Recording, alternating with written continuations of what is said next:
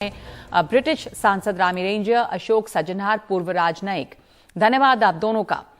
मैं आपसे शुरू करना चाहती हूं रामी रेंजर, इसको लेकर यह भी खबर आ रही है कि ब्रिटेन में भी जो डायस्पोरा है वो इसके विरोध प्रदर्शन की तैयारी कर रहा है और 29 को शायद प्रोटेस्ट भी ऑर्गेनाइज किए गए हैं और लोगों में काफी नाराजगी है। तो किस तरह का डिवीजन वहां दिख रहा है इसे लेकर? सबसे पहले तो थैंक यू फॉर आपने मुझे बुलाया अपने प्रोग्राम पे, मैं आपका आभारी हूँ।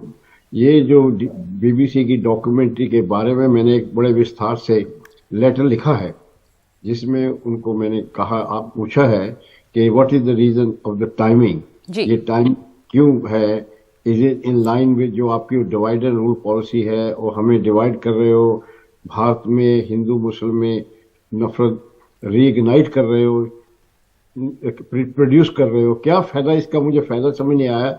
जब प्राइम मिनिस्टर एग्जोनरेट हो चुके हैं, बिल्कुल क्लीन शीट उनको मिल चुकी है, 13 जजेस ने उनको क्लीन शीट दिया, 2 दफा इलेक्शन जीत गए, रिप्रेजेंटिंग लार्जेस्ट डेमोक्रेसी जो दुनिया की सबसे बड़ी डेमोक्रेसी उनको वो कर रहे हैं। सारी इंडिया में उनका आज इतना सत्ता है, मुस्लिम उनके लिए वोट दे रहे हैं, मुस्लिम महिला उनके लिए वोट दे रही है।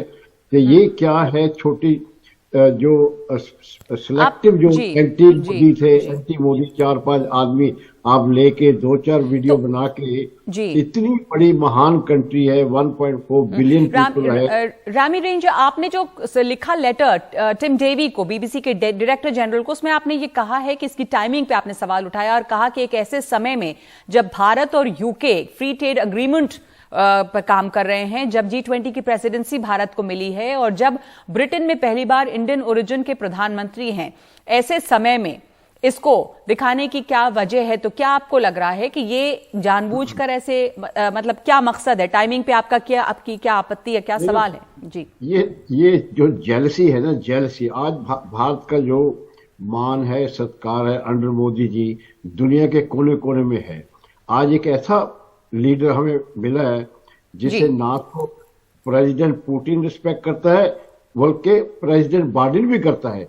दोनों तरफ से रिस्पेक्ट मिलने वाला जो इंसान होता है उसकी। तो आप कह रहे हैं कि ये एक तरह से भारत की इमेज को खराब करने के लिए किया जा रहा है। अशोक सज्जनहार, मैं आपके पास वापस आऊंगी। अशोक सज्जनहार, एक पूर्व राजनयिक के तौर पे आप भारत और यूके की डिप्लोमेसी पर इसका क्या असर देखते हैं? हालांकि ब्रिटेन के प्रधानमंत्री ऋषि सुनक ने इसे कंडेम किया, कहा कि वो असहमत है इससे, बावजूद इसके जो नेशनल ब्रॉडकास्टर है बीबीसी, वो इसकी सेकेंड पार्ट को भी एयर करता है।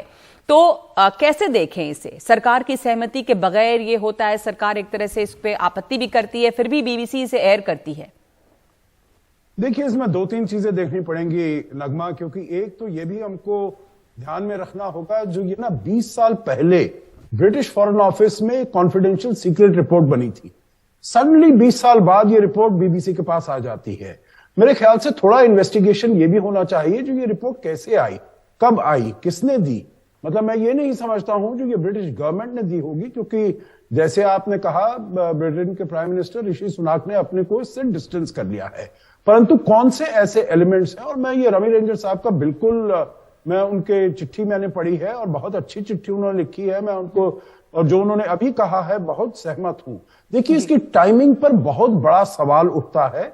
एक तो आपने मुद्दा उठाया है नगमा, जो भारत और ब्रिटेन के बीच संबंधों का संबंध बड़े अच्छे हो रहे हैं, बड़े गहरे हो रहे हैं, और अब आपने एफटीए की बात की है, और मेरे विचार से और भी बहुत क्षेत्र हैं, केवल एफटीए नहीं है जिसमें दोनों देश कोऑपरेट कर रहे हैं, बहुत और क्षेत्र हैं, स्ट्रेटेजिक एरियाज हैं, सिक्योरिटी एरियाज हैं, इंडो पैसिफिक में है, बहुत ऐसे एरियाज हैं। तो उस जो हमारे संबंध है उनको खटाई में डालने के लिए, उनमें तलखियत लाने के लिए ये काम कर सकती है, इसका पोटेंशियल है।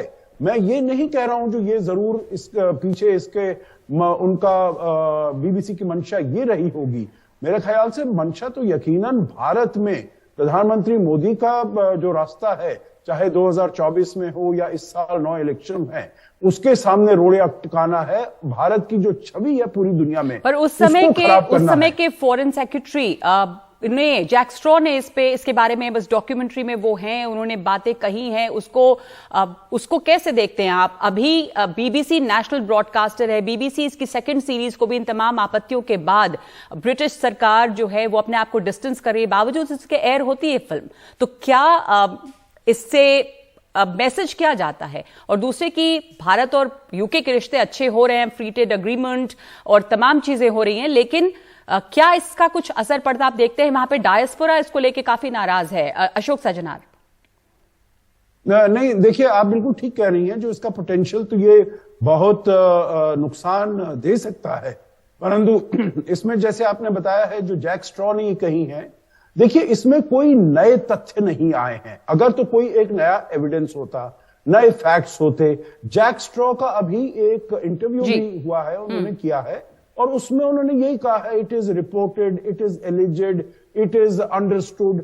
देखिए कोई भी निश्चितता से इसमें कोई बात नहीं कही गई है, और बहुत चीजों में तो जैक स्ट्रॉ ने ये कहा है, मुझे याद भी नहीं है उस समय क्या हुआ वगैरह। देखिए जैक स्ट्रॉ की वैसे भी क्रेडिबिलिटी, नगमा बहुत कम है भारत में, क्योंकि यही शख्स थे जिन्होंने उस समय 2000 के आसपास ये बयान देकर जो वहां पर इराक में वेपन्स ऑफ मास डिस्ट्रक्शन कितने हजार लोगों का वहां पर जी जैक स्ट्रॉ की क्रेडिबिलिटी पे सवाल उठे हैं, लेकिन इस समय जो डायस्पोरा की प्रतिक्रिया वहां पर रही है, रामी रेंजर, वहां पे ये भी अब खबरें आने लगी हैं कि इस पे प्रोटेस्ट 29 तारीख को कुछ ऑर्गेनाइज हो रहा है। पहले भी लेस्टर में जो राइट्स हुए थे उसको बीबीसी ने जैसे कवर किया था, उसे लेकर भी डायस्पोरा नाराज था। तो एक बीबीसी बनाम डायस्पोरा भी वहां पर दिख रहा है कि जो कवरेज रही है वहां पर इंडियंस की, कैसे आप इसे देखते हैं? नगमा, अगर हम कुछ ना कहें तो ये दोबारा फिर आ जाएंगे। अब आप वी आर नो लॉन्गर, हम कोई स्ट्रगलिंग कम्युनिटी तो है नहीं। हमने यहाँ बड़ी मेहनत की है, बड़ी कामयाबी हासिल की है, क्योंकि हम भारत से आए थे, भारत की वैल्यूज लेके आए थे। वो वैल्यू के साथ हम जिस मकाम पे पहुंचे, इनको भा नहीं रहा। वो भारत की जो तरक्की है इनको भा नहीं रहा। वो गंदी चीज निकाल के हमें नीचे डैमेज करने की कोशिश कर रहे हैं, लेकिन वो कामयाब नहीं होंगे, क्योंकि भारत जो है ये यूके ट्रेड इंडिया में। नगमा, मुझे 2 मिनट आप दें, मैं इतना कॉन्फिडेंस जरूर एज ए एंकर यू ये जो प्रोफेशन है आपका, 2 मुझे बोलने के टाइम। बिल्कुल बोलिए। हाँ, तो इसलिए जरा सुनिए, क्योंकि आपने मुझे बुलाया अपने प्रोग्राम पे। जी बोलिए। हाँ, तो मैं बोलना चाहता हूँ तो बोलने दीजिए। तो सबसे पहले तो ये देखिए कि हम आप जिस मकाम पे भारत पहुंचा है, दुनिया की सब ब्लू चिप कंपनी भारतीय रन कर रहे हैं, प्राइम मिनिस्टर भी भारतीय आ गया है जी। तो हमारा जो इकोनॉमी भी 7% गिर जा रही। जितने अच्छे काम है उनके अंदर, अगर हिंदुस्तान की किसी ने रोकना है प्रोग्रेस, हिंदू मुस्लिम में झगड़ा कराओ। ये सबसे पहला आपने देख लिया, पहले 1947 में इन्होंने क्या कराया, मैंने वो लेटर में लिख दिया है। आपने बहुत अच्छा कार्ड किया है भारत को रोकने का। एक ही ट्रिक है, भारत के मुसलमान एक बिल्कुल बराबर है, उनके लीडरों को पता होना चाहिए। संविधान ने उनको इक्वालिटी दी है, एक गारंटी है। इंडिया में डाइवर्सिटी जो है not only accepted, respected and protected. वहां लॉ है जो आपकी डाइवर्सिटी को, जो मोदी जी ने मुस्लिम औरतों के लिए काम किया है, वो तो मुस्लिम लीडर ने भी किसी ने किया। जी, मैं आपसे एक जो हमारा रामी रेंजर, हम आपसे एक छोटा सवाल पूछती हूँ। आपको लगता है कि इससे फर्क पड़ता है इंडिया यूके की डिप्लोमेसी में, कोई खटास आएगी? कोई फर्क नहीं पड़ेगा, कोई फर्क नहीं पड़ेगा, क्योंकि ये छोटा सा इरिटेंट है। जो लोग बैठे गवर्नमेंट चला रहे हैं, नगमा जी, जो उनके पास बीबीसी से ज्यादा दिमाग है, उनको पता है इनका इंटरेस्ट इंडिया के साथ है। इनकी तो इकोनॉमी ग्रो नहीं हो रही, हमारी साइज ऑफ इकोनॉमी देखो, ग्रोथ ऑफ इकोनॉमी। बहुत जी, थैंक यू आपको अपने व्यूज के लिए। और माफी के साथ मैं इस वक्त रोक रही हूं आपको, क्योंकि मेरे पास इतना ही वक्त है इस शो पे। बहुत शुक्रिया आप शामिल हुए, बहुत शुक्रिया आपका अशोक सज्जनार। तो आप रामी रेंजर, ब्रिटेन में सांसद, ये देख रहे हैं इस तरह से कि इसका डिप्लोमेसी पे कोई भी ज्यादा असर नहीं पड़ेगा भारत और यूके के रिश्तों पर, जो बेहतर हो रहे हैं।